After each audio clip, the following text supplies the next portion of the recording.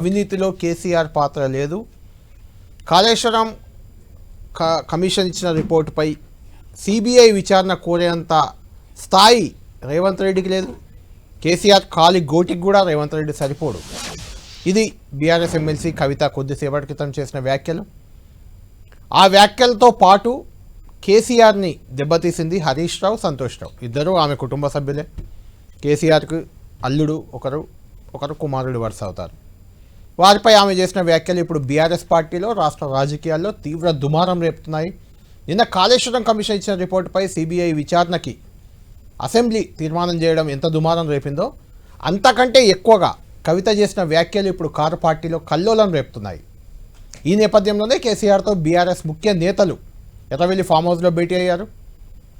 హరీష్ రావు నిన్న కాళేశ్వరం కమిషన్ రిపోర్ట్పై సుదీర్ఘంగా వాదోపవాదాలు వినిపించారు అసెంబ్లీలో. ఆయన ఒక రకంగా ముఖ్యమంత్రి, డిప్యూటీ ముఖ్యమంత్రి, ఒక 7-8 మంది మంత్రుల అటాక్ని సమర్థవంతంగా తిప్పికొట్టారని బీఆర్ఎస్ శ్రేణులు భావిస్తుంటే, ఆయన పైన అటాక్ చేసింది ఈరోజు బీఆర్ఎస్ ఎమ్మెల్సీ కవిత. హరీష్ రావు వల్లే, సంతోష్ రావు వల్లే కేసీఆర్కి చెడ్డ పేరు వచ్చింది.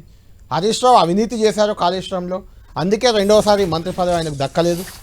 అంటే ఇండైరెక్ట్గా కాళేశ్వరంలో అవినీతి జరిగింది అని ఏదైతే కాంగ్రెస్, బీజేపీ చేస్తున్నాయో ఆరోపణలు, దాన్ని కవిత ఎండార్స్ చేసినట్లయింది. ఇప్పుడు అవినీతి జరిగింది నిజమే, కానీ కేసీఆర్ చేయలేదు, ఇది ఆమె చెప్పాలనుకుంది. ఈ సందర్భంగా ఇప్పుడు ఆమె పార్టీని, కాళేశ్వరం కమిషన్ కరెక్టే చెప్పింది, కాళేశ్వరంలో అవినీతి జరిగింది అని ప్రజల్లోకి ఒక ఇండికేషన్ ఆమెనే పంపించినట్లు మనకు అర్థమవుతుంది.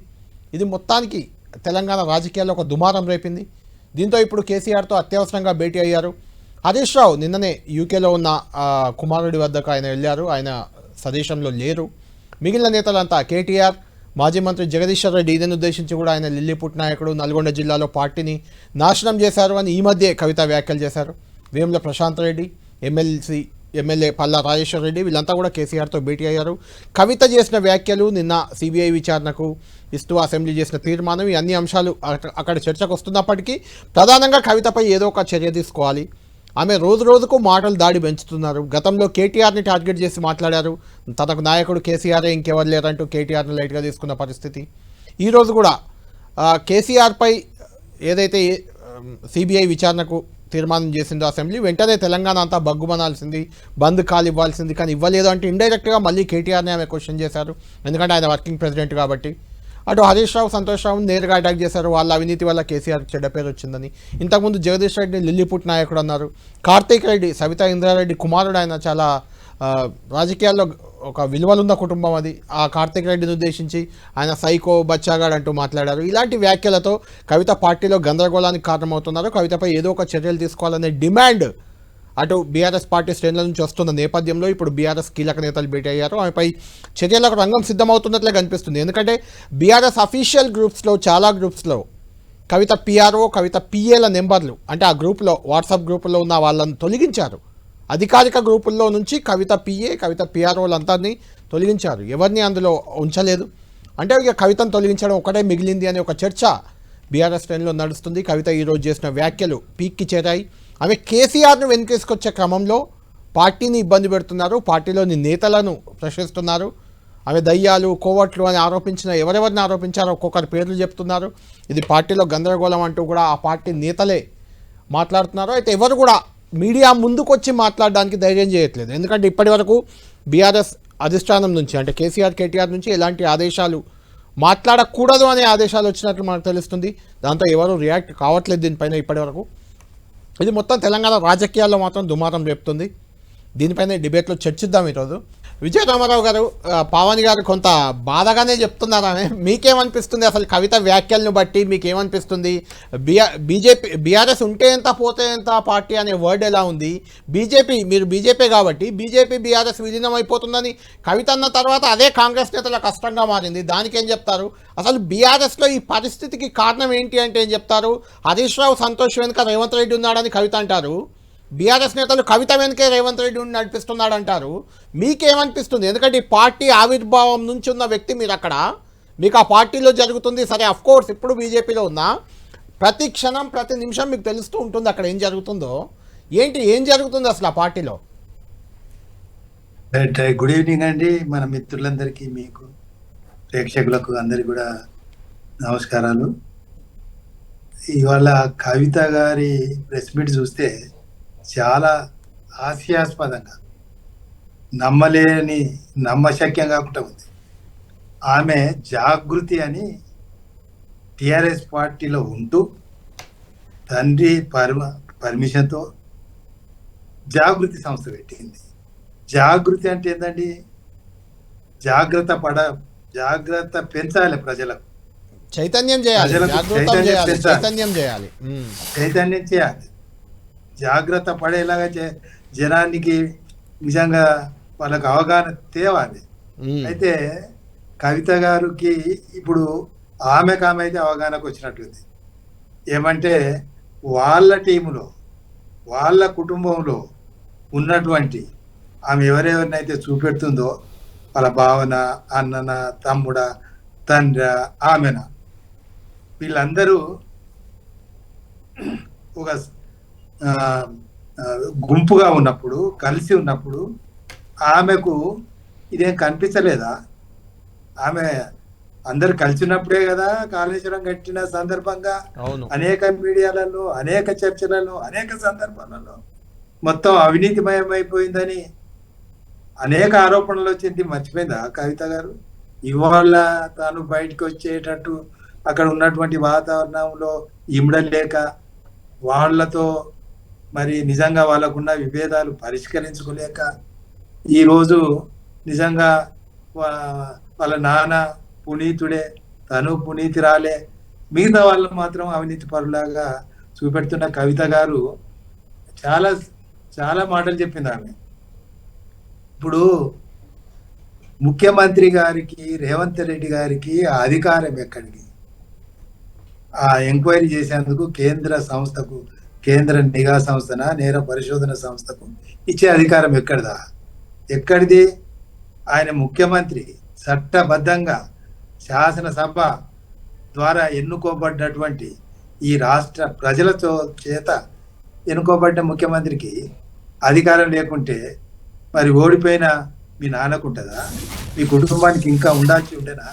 నువ్వు నిజంగా మాట్లాడే దాంట్లో ఆవేశంగా నువ్వు మాట్లాడుతున్నావు. అసలు విషయాలను పక్కబెట్టి చరిత్రను మర్చిపోయి మాట్లాడుతున్నట్టు గమనించాలి. ఇంకా ఏం చెప్తున్నావు?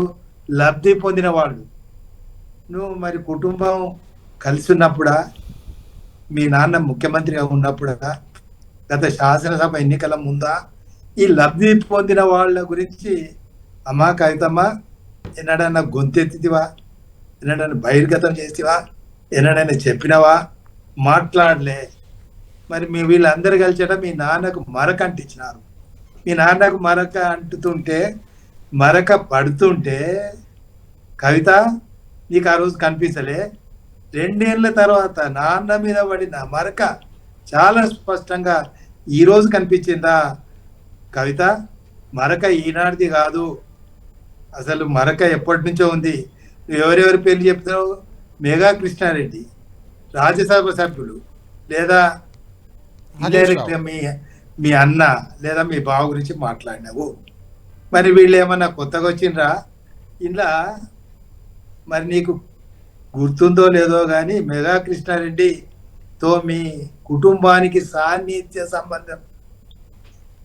టిఆర్ఎస్ ఉద్యమం నడుస్తున్న కాలంలోనే మీరు, మీ కుటుంబం ఈ కృష్ణారెడ్డి గారితో, మెగా కృష్ణారెడ్డి గారితో సన్నిహిత సంబంధాలు ఉండే. మీకు కృష్ణారెడ్డి గారు ఆనాడు సమైక్యాంధ్రలో అనేక కాంట్రాక్టులు చేస్తున్న సందర్భంగా, రాష్ట్ర ఖజానాను దోసుకపోతున్న సందర్భంగా ఉద్యమ పార్టీగా మీరు కూడా ఆయనను ఎక్స్ట్రాక్ట్ చేసి, అంటే విజయరామారావు గారు ఇక్కడ పాయింట్ ఏంటంటే హరీష్ రావు, సంతోష్ రావే మరకంటించారు అని ఏదైతే వాళ్ళ వెనుక రేవంత్ రెడ్డి పాత్ర ఉంది అంటున్నారు. రేవంత్ రెడ్డి హరీష్ రావు వెనుక ఉండే అవకాశం ఉందంటారా? రేవంత్ రెడ్డి ఎక్కడ ఉంటాడు? రేవంత్ రెడ్డి ఎందుకు ఉంటాడు? ఉన్నది మీ కుటుంబ సభ్యులే. మీరే మరకంటించిన దాంట్లో కవిత కూడా భాగస్వామ్యం ఉంది. నీ ఎక్కడదండి? మద్యం కేసు ద్వారా మీ నాన్నకు, మీ కుటుంబానికి మరక రాలే? మీ నాన్న పరువు పోలే? మీ పార్టీ పరువు పోలే, రైట్ నీ పరువు పోలే. రైట్ ఇవాళ విజయరామారావు గారు కేసీఆర్ కు మీ అందరికంటే సన్నిహితుడు విజయరామారావు గారు లైన్ లో ఉన్నారు. ఒకసారి ఆయనతో మాట్లాడి మీ దగ్గరికి వస్తాను. విజయరామారావు గారు విన్నారు కదా, ఈ కాళేశ్వరం రిపోర్టు 8B 8C ఇవ్వకుండానే ఇచ్చారు, అది చట్టబద్ధత అంటే అది వాళ్ళు ఇవ్వడం ప్రాసెసే కరెక్ట్ కాదు అనేది వాదన. ఏం చెప్తారు మీరు? ఫైనల్గా మీరు కంక్లూడ్ చేయండి ఈ ఇష్యూలో.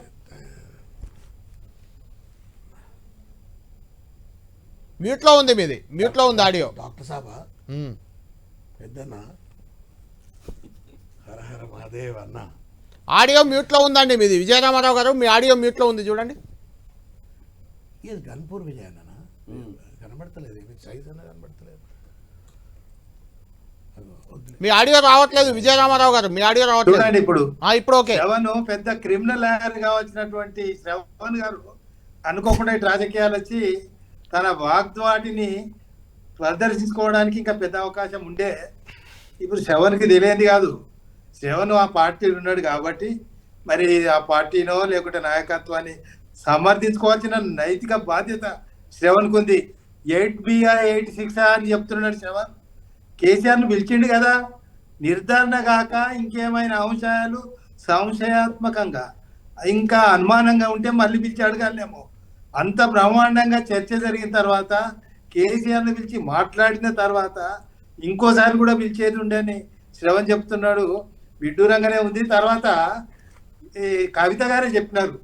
కవిత గారు ఇంకో అంశం కూడా ఏమన్నారంటే, మా నాన్నగారికి ఏం ఆస్తులు లేవు, నిరంతరం తెలంగాణ ఆలోచనే, తెలంగాణ భావనే, తెలంగాణ యాస తప్ప ఇంకోటి ఏం లేదు, మేము నిజంగా ఏం లేనోళ్ళమే, మరి మా మీద అబండాలు వేసినారని చెప్తున్న కవిత, మరి మీ నాన్నగారికి ఆ ఫామ్ హౌస్లు ఎక్కడి, నీకు ఆ ఆస్తులు ఎక్కడివి, మీ కుటుంబ సభ్యులకు మీరు పేరు చెప్పినటువంటి 4 3 5 వారి ఆస్తులు తెలంగాణ మూమెంట్ ముందు ఏముండే, ఉద్యమకారులుగా ఉన్నప్పుడు వారి యొక్క ఆస్తుపాస్తులు ఏంటివి, ఈరోజు కేసీఆర్ కవితతో సహా ఆ కుటుంబ ఆస్తులు మరి ఏ స్థాయిలో పెరిగిపోయినాయి, ఏ స్థాయిలో మీరు ధనికులు అయ్యారు, మరి దీనికి ఆస్కారం ఎక్కడిది? ఇది నిజంగా మరి కాళేశ్వరమా లేదా రాష్ట్రంలో అధికారాన్ని చేపట్టి అవినీతిమయం చేయడం వల్ల వచ్చినాయా?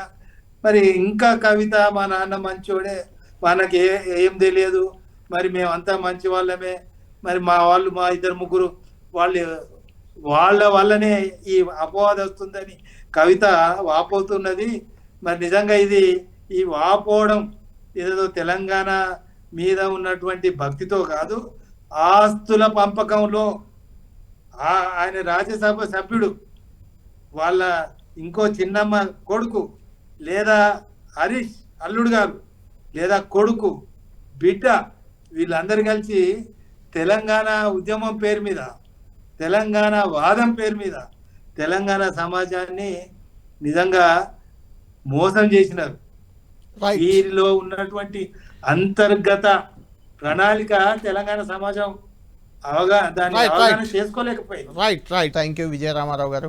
మొత్తానికి ఈ వ్యవహారం రేపు కోర్టులో, హైకోర్టులో కూడా ఇదే విషయంపై రేపు ఆడ వాదనలు వినిపించబోతుంది బీఆర్ఎస్, అదేవిధంగా అధికార పార్టీ కూడా వినిపిస్తుంది. కాబట్టి హైకోర్టులో ఎలాంటి తీర్పు రాబోతుంది ఈ కమిషన్కి సంబంధించి, సిబిఐ విచారణకు ముందుకు వెళ్ళేలా ప్రభుత్వం ఏం చేయబోతుంది, ఇది ఖచ్చితంగా ఇంట్రెస్టింగ్. చూడాలి రేపటి నుంచి ఏం జరగబోతుంది.